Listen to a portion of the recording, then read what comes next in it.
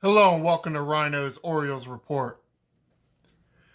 Last week was the All-Star break, which we saw Adley perform fairly decently in the home run derby, but was knocked out in the first round. He did hit more than 20 home runs, so I feel like it was a fairly good showing. He just didn't win. The game itself went pretty good for the players, Hayes and Rutschman and Cano getting an inning. Tista didn't go great for him. Technically got the loss in the All-Star game. Not great. But for the Baltimore Orioles, the team was great because they were at home playing the Miami Marlins, not the Florida Marlins anymore. 3-game series at Camden Yards, won all 3 of them. Here is Friday's game. Orioles won 5-2. Gunnar Henderson still in the leadoff spot. Did have an offer, but he did get a walk. So, like a little better for your leadoff man, but at least he can still get on base. Frazier had a big game. 3 for 4 with 2 runs scored, but 4 RBIs. O'Hearn, Hayes with doubles, Frazier 2 home runs, Mullins with a home run. Was nice to see Mullins start to get back to form, but sadly, one of the games over the weekend, he had to be removed because it looks to be some aggravation of his groin injury. Disappointing. Also stole a base in this game. That's why we think he was getting back on track. But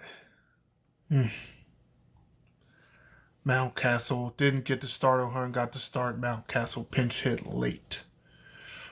O'Hearn he's hitting. He was in a little slump, but that break didn't seem to affect him. Dean Kramer got the start in this one. He went 6 innings, gave up 2 hits, 1 run, 2 walks, 8 strikeouts. So really nice to see Dean Kramer picking up right where he left off. Baker, same thing, picking up where he left off. 1 inning pitched, 1 hit, no runs, no walks, no strikeouts. Yanier Cano also got 1 inning. Didn't fare as well as he usually does.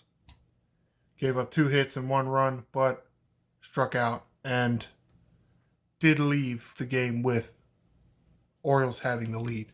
And he still got a hold. Batista, we were hoping that his performance in the All-Star game wasn't going to have any effect on his real game play. And it appears that it didn't. 1 inning pitched, no hits, no runs, no walks, 2 strikeouts, 24 save in this game. It's very nice that he has a little bit of a short-term memory and can come back and start pitching great for the second half of the season. Or however they say it, post-All-Star break, half of the season. Saturday's game. Right, this is Saturday's game. Yes. A little closer. Orioles won 5-6. Each team pounded out 11 hits in this game, so pretty good amount of offense here. Hayes led off this game. 1 for 5. Henderson got dropped all the way down to 8. I think a lefty pitched this game. I think that's why. Santander got another game at first base. He still looks great to me out there. He really does.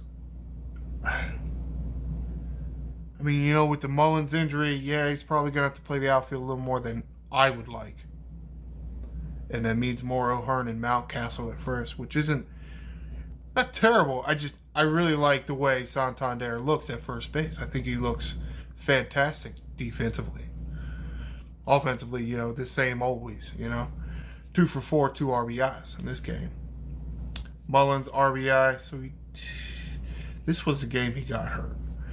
See, he went 1 for 1 with the RBI, but he was on base and somebody was hitting a foul ball. And he was running because, you don't know if it's going to be fair or foul. And that's when he was taken out, making his trip around the bases on a foul ball. Disappointing, it was a little bit wasted, but at the same time, nice that, because who knows if it was a fair ball. Would he be able to advance? Would he have been thrown out? So, kind of lucky there. That, yes, you may lose Mullins for some time, but didn't appear that it cost you this game. Cowser got in the game to replace Mullins. He's not doing terribly. It doesn't look that good. If it was this game or the game before that, or Sunday. Either Saturday or Sunday's game. It was a deep fly ball, and yes, it was a deep fly ball. It's a very tough play. You're running all the way. The ball did bounce off his hand, like the palm of his hand. So, it does appear he has the speed to get there defensively, but maybe somewhat lacking in hand-eye coordination. Maybe. Still, it was a tough play, though. You do like to see your center fielder come down with those, though. Henderson, he got dropped down, but he still got a hit. RBI. It's a home run. So, no matter where you put in Henderson, he's still hitting. Mateo, nice to see Mateo have production. His playing time has dwindled recently, mostly because of his offensive production. One for 2 in this one with two RBIs. Frazier pinch hit late. Frazier's a lefty. Mateo's a righty. Mostly why Mateo got to start in this one. Mateo got a triple. That's right. Was this the game that he did some wicked ass swim move sliding into third base? Like, I think Reggie White would have been impressed with this swim move. I mean, Mateo could have gotten 200 sacks in the NFL with that swim move. It's ridiculous looking. Had to challenge the play because, of course, the umpires just called him out. But, however, Mountcastle and Rutschman with doubles. So, Mountcastle DHing, not playing the field here, seemed to be the way they were going with Mountcastle, trying to ease him back in. Vertigo was kind of a weird situation, but does seem to be okay. Kyle Gibson started this game. Not a great outing for Kyle Gibson. Was able to go 5 1/3, 9 hits, 5 runs, 2 walks. So, it's nice to see the offensive support. Because technically, even though he doesn't get a quality start or any fancy statistic, he did give the offense an opportunity to win the game. And, of course, the bullpen to shut the game down, because that's what they did. Bauman in relief of Gibson, he technically gets the win. 1 2/3 of an inning, only gives up 1 hit and 1 walk, no runs, 1 strikeout. So, great performance by Mike Bauman there. Cano in for his 21st hold, gets the 8th inning here, only gives up 1 hit, zeros everywhere else. So, much better outing for Cano to this day. Batista gets his 25th save here, 1 inning pitched, no hits, no runs, no walks, 1 strikeout. So, not that great of an outing for Batista. He didn't get his 2 strikeouts per inning, but However, 25 saves is 25 saves.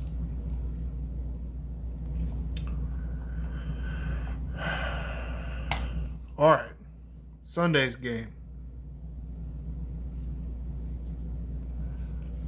went the Orioles' way most of the game. They did win 5-4, but as you can see here, Miami Marlins 4 runs in the 9th inning. Ugh, not great. Henderson back in the leadoff spot, 1 for 3 with an RBI. Rutschman 1 for 4 with an RBI. Must have been a fielder's choice in there somewhere. Santander drove 2 in. As you can see, Santander got a home run. Rutschman, Henderson doubles. Who else drove in a row? Oh, that was it. No, there was. They got that one on an error. I don't remember who it was on. Wendell, it looks like here, fielding. That's right, he booted the ball. They were able to get a run off of that. Mountcastle did pinch hit, though he got the day off initially. Again, easing him back in as Rutschman DH this game. And James McCann. Nice to see him getting offense production for his limited opportunities, 1 for 3. I mentioned that. Pitching. Bradish pitched fantastically. 7 1/3 innings. 3 hits, 1 walk. No runs. Fantastic. You almost hated to take him out of the game. Especially with 8 strikeouts. Especially as you can see this here. That's why you hate to take him out of the game. But you had to. He was creeping up on that 100 pitch mark. I think he ended up with like 98. So you don't want to let him go too much further. Baker finishes out the 8th inning with 2 outs. No hits, no runs, no walks, no strikeouts. Now, the 9th inning, as I mentioned before, is where things got interesting. Mr. Bizzardo here. Only able to get 1 out. Gave up 3 hits, 3 runs. Yeah, the wheels started coming off real quick. So, by the time Hyde took Bizzardo out, it was a save situation, so Danny Coulomb gets his first save. 2 1/3 inning pitched, and partly because, the wheels were already coming off, momentum was in the Marlins' favor a little bit. 2 hits and a run he gave up. Thankfully, we had that extra run on that error. Now, notice the selection of bullpen arms here. You understand, Baker? I mean, it's tough. Hindsight is 20/20. I understand that. But I'm not sure I like the Bizzardo move here. So you can look at your bullpen here. Baker, Cano, Batista pitch an inning on Friday. Bauman, Cano, Batista pitch Saturday. So you figure Cano, Batista, and Bauman probably not going to be used Sunday. That means everybody else out there is available. Since it would look like Coulomb is your 3rd best relief pitcher out there. He's got to get in a game. He's got to get in a game. He didn't go to the All-Star game, so it was a full break for him. Sunday, I'm not sure I really would have waited till Sunday to get him in, but, not a whole lot you can do about that, really. I think he should have gotten the 9th inning to start out with. I understand you not wanting to use him because you want him to save him for the next day. But with a lot of pitchers, too much time off, especially relief pitchers who are used to pitching around an inning every other day. Going a week without getting in a game is too long, in my opinion. Now, yes, Brandon Hyde would have done that with other pitchers, but if Coulomb looks to be your third best reliever, or maybe even fourth best, but then Baker would be 3, Baker got into a game. You got to get your best dudes in the game just to keep them fresh, keep that edge sharp because of the long break of the All-Star. But, however, it did work out in our favor. Orioles did sweep the Marlins in Camden Yards. Check the standings out post All-Star break. Catching the Tampa Bay Devil Rays. 1 game back now. Orioles 8-game winning streak helping that a lot. Toronto Blue Jays they're winning some games. They're 5 back of the Orioles, 6 back at Tampa Bay. They're winning some games there. Even Boston and New York, look at that. They're both 50 wins apiece, but it's so weird looking at the records of the American League East, and then you look at the Central. None of them got 50 wins. When you look at the West, you got 2 of them got 50 wins. So a little bit of a balancing out there. So let's see. Yeah. Who's got the best record right now? Atlanta. Atlanta still has the best record in in Major League Baseball. Yeah, and the Orioles are still third best record as far as win totals go. All right, let's look at upcoming games. Got the Los Angeles Dodgers coming into Camden Yards tonight, a few hours from now. Monday, Tuesday, 7 o'clock starts. Wednesday, got that 1 o'clock in the afternoon start. Then the Orioles head to Tampa Bay for a 4-game series in Tampa. Be interesting to see how that plays out since they're very close in the standings there. Also be interesting to see the Dodgers come into town. Don't get to see that too often.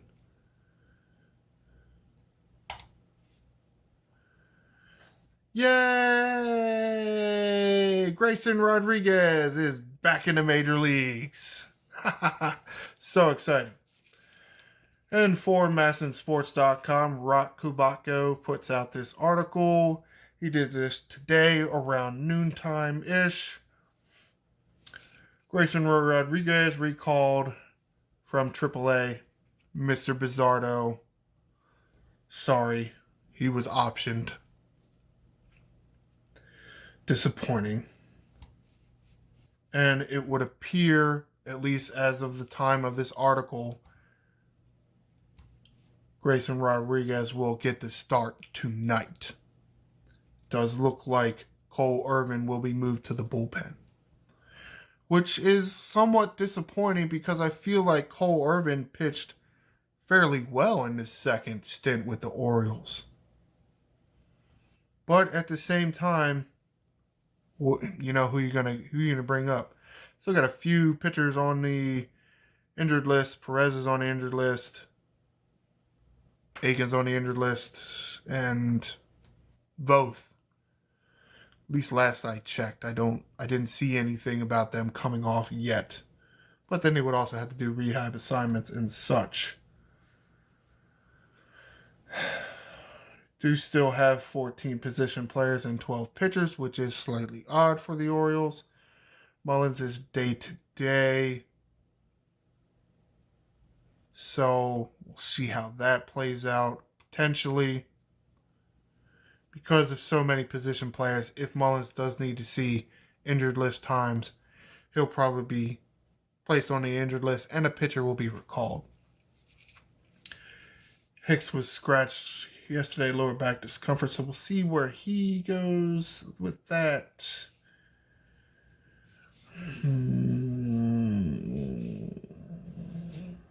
Anything else big going on?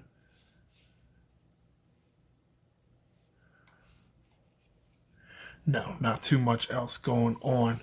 So, on that note, we'll get out of here for this week.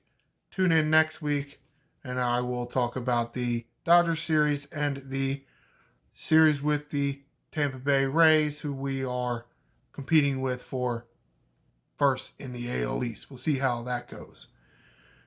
Be sure to like and subscribe. I am the Angry Ryno, and this is Birdland.